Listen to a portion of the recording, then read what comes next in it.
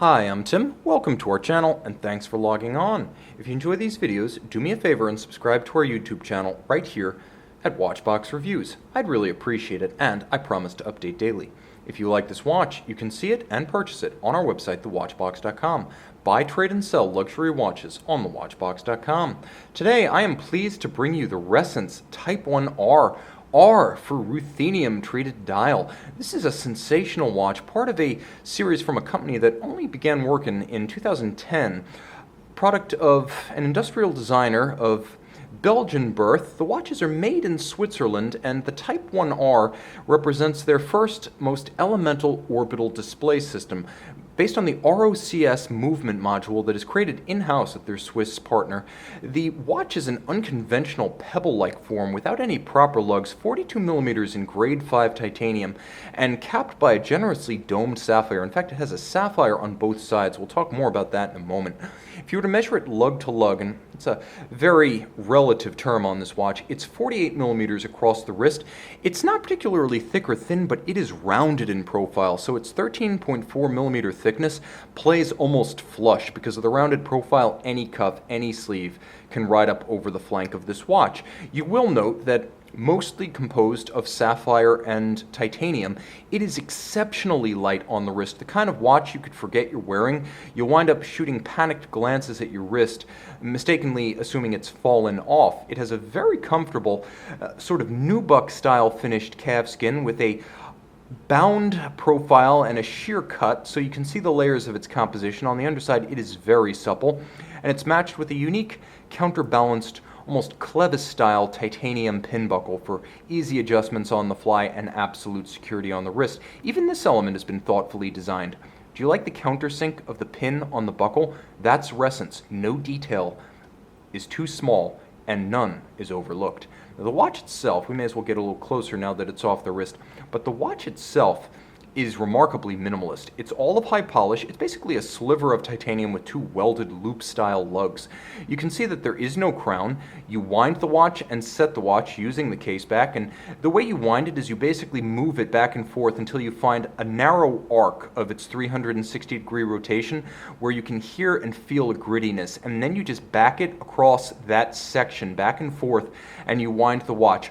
We'll talk a little bit about the movement in a moment, but we really need to talk about how it's read. A lot of folks are baffled by this watch, but the best way to understand it is to think of it as a regulator. So it separates the hours, minutes, seconds, and it even has a 7-day, day of the week indicator that you can use as an AM-PM distinction. Let's turn things a little bit backwards. Now you're looking at 7:30 p.m., and here's how you can tell. First, the hours. 7 and 8. The hand is between them. That's 7:30, and confirmed by the minute hand, which is right below and part of the orbital system. All of the displays move as the entire dial rotates. Now, how do I know I'm looking at 7:30 p.m.? Because the day of the week indicator, you can see the two orange arcs for Saturday and Sunday. It moves clockwise. It's approaching the end of Saturday, so you know the end of Saturday is going to be 7 p.m. And thus the watch displays not just the time and the day of the week, but subtly hints as to whether you're looking at AM, PM. You will note as I advance the displays, all havoc breaks loose. There's always something going on this dial. It even features a runner-style seconds display, so it's never a dead dial. Of course, setting the watch is a great piece of theater, but the watch does also have outstanding legibility. Once you get used to reading it, the combination of white on ruthenium is an excellent contrast and easily read at a glance. It even has a loom shot to be celebrated. More on that in a moment. Now let's talk a little bit about the back of the case again. You realize that you simply set it by turning the case back. It's really as simple as it looks. That's how you set the watch, and everything advances in sync. Underneath that case back, and you'll note it is a winding rotor underneath that sapphire case back, is a two-part movement. 40 joules, 25 of which are the ETA 2824 automatic base, 25 joules automatic winding, 36-hour power reserve, 28,800 vibration per hour beat rate. It's coupled by means of an intermediate gearing and coupling system that involves magnets, no less, to the ROCS module. The ROCS module is the other 15 joules in the 40 joule movement. 107 parts. This is constructed entirely by Ressence. I should also note that the dial itself, though ruthenium coated, is made of German silver or nickel copper zinc, the alloy that's used to compose movements for a Lango Unzona, or if you've seen the Jaeger-LeCoultre Duomet caliber, that's exactly the material that's used here. Why is it used? Because it's very light and it is exceptionally resistant to corrosion. If you're going to have a large, expansive metal finished dial, you're going to want it to last and stand the test of time, and this watch does. Innovative design, innovative display, easy legibility, ergonomic excellence, and design that, quite frankly, has already become a bit of an icon.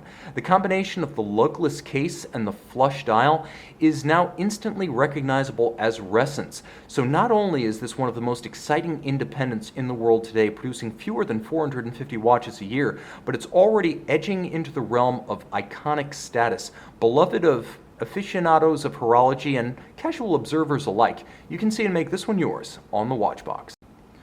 Ruthenium by day, green and orange by night.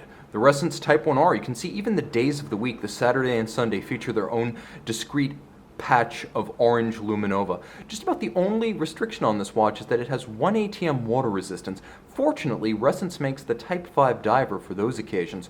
Why not own them both? In a perfect world, we would. But if you can only have one, the Type 1 is the elemental, the essential Ressence. See it on the Watchbox.